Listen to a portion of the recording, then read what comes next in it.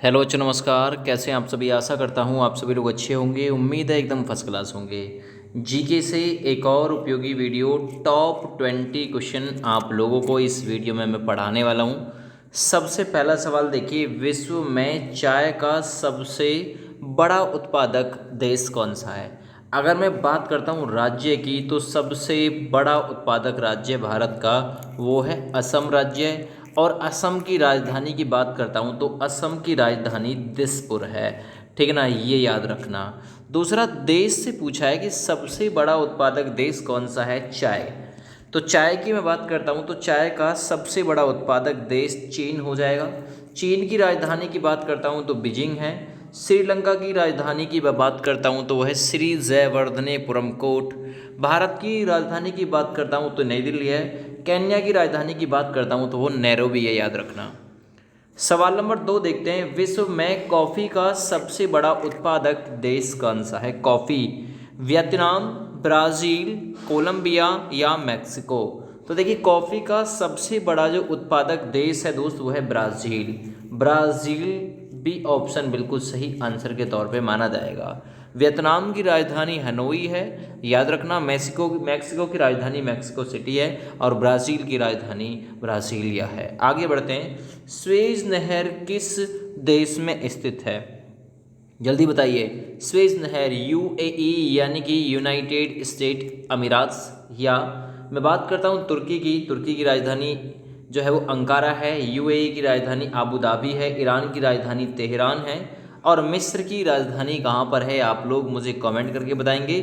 और स्वेज नहर मिस्र देश में ही स्थित है। डी ऑप्शन बिल्कुल यहाँ पे आप लोगों का सही आंसर के तौर पे माना जाएगा। अगले सवाल की तरफ चलते हैं। माउंट एंटेना विश्व के सर्वाधिक सक्रिय ज्वालामुखी में से एक है। ये कहाँ पे है, माउंट एटना। जो माउंट एंटेना है ये कहाँ पे है दोस्त, याद रखना। यह है इटली में स्थित। इटली में ये एक सर्वाधिक सक्रिय ज्वालामुखियों में से एक है। इटली की राजधानी रोम है। जापान की राजधानी टोक्यो है, मुद्रा येन है।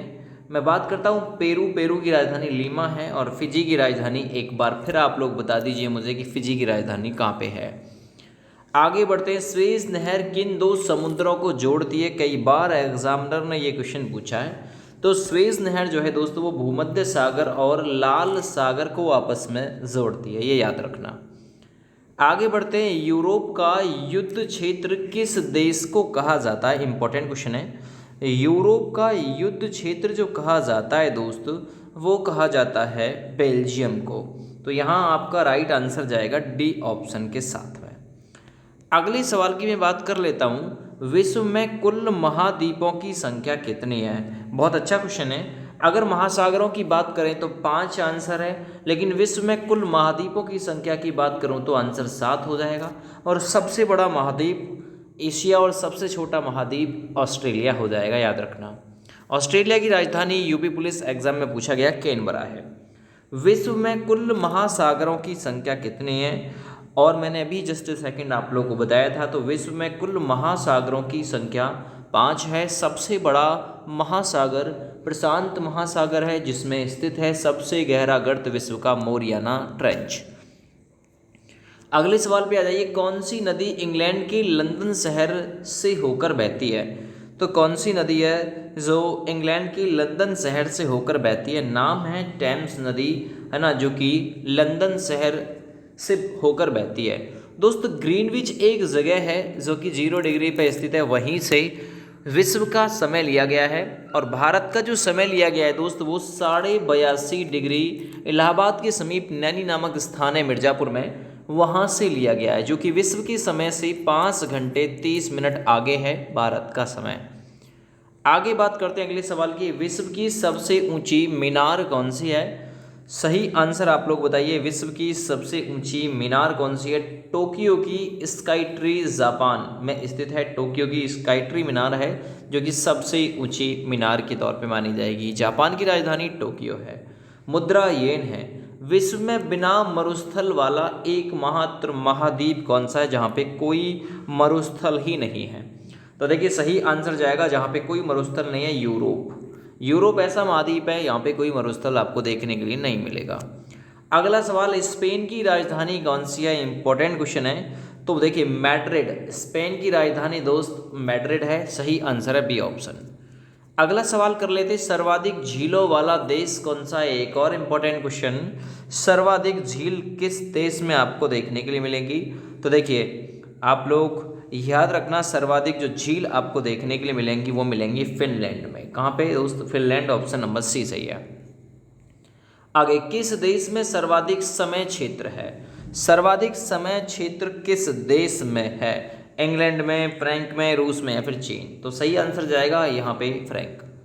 आगे बढ़ता हूँ अगले सवाल पे, एमू पक्षी किस देश में पाया जाता है? एमू नाम का जो पक्षी है दोस्त ऑस्ट्रेलिया में पाया जाता है। ऑस्ट्रेलिया कंगारुओं की भूमि भी कहा जाता है। ऑस्ट्रेलिया सबसे छोटा महाद्वीप भी है। दूसरा, ऑस्ट्रेलिया की राजधानी दोस्त कैनबरा है। कैनबरा, ये यूपी पुलिस एग्जाम में पूछा गया है अब की बार। आगे बढ़ते, विश्व का सबसे ऊंचा जलप्रपात एंजल जलप्रपात किस देश में स्थित है? जो एंजल जलप्रपात है दोस्त वो वेनेजुला में शरावती नदी के तट पे स्थित है, याद रखना। ठीक है, तो ऑप्शन नंबर डी बिल्कुल सही है। आगे मैं बात करता हूँ सवाल नंबर 17 की, कौन सी नदी पेरिस शहर से होकर गुजरती है? पेरिस शहर से होकर जो गुजरती है, देखिए फ्रांस की राजधानी है पेरिस, और इस शहर से होकर जो नदी गुजरती है उसका नाम है सीन नदी, याद रखना ये चीज़ भी। आगे बढ़ते अगले सवाल पे, येलो स्टोन राष्ट्रीय उद्यान किस देश में स्थित है? सवाल नंबर 18, इंपॉर्टेंट क्वेश्चन है। तो येलो स्टोन राष्ट्रीय उद्यान दोस्त यूएसए यानी यूनाइटेड स्टेट ऑफ अमेरिका में है, जिसकी राजधानी वॉशिंगटन डीसी। मुद्रा दोस्त यहाँ पे डॉलर चलता है यूएसए में, याद रखो। आगे मैं बात करता हूँ सवाल नंबर 19 की, विश्व की सबसे लंबी महाद्वीपीय पर्वत श्रृंखला कौन सी है? विश्व की सबसे लंबी महाद्वीपीय पर्वत श्रृंखला, सही आंसर जाएगा दोस्त एंडीज पर्वतमाला के साथ में, बी ऑप्शन राइट हो जाएगा।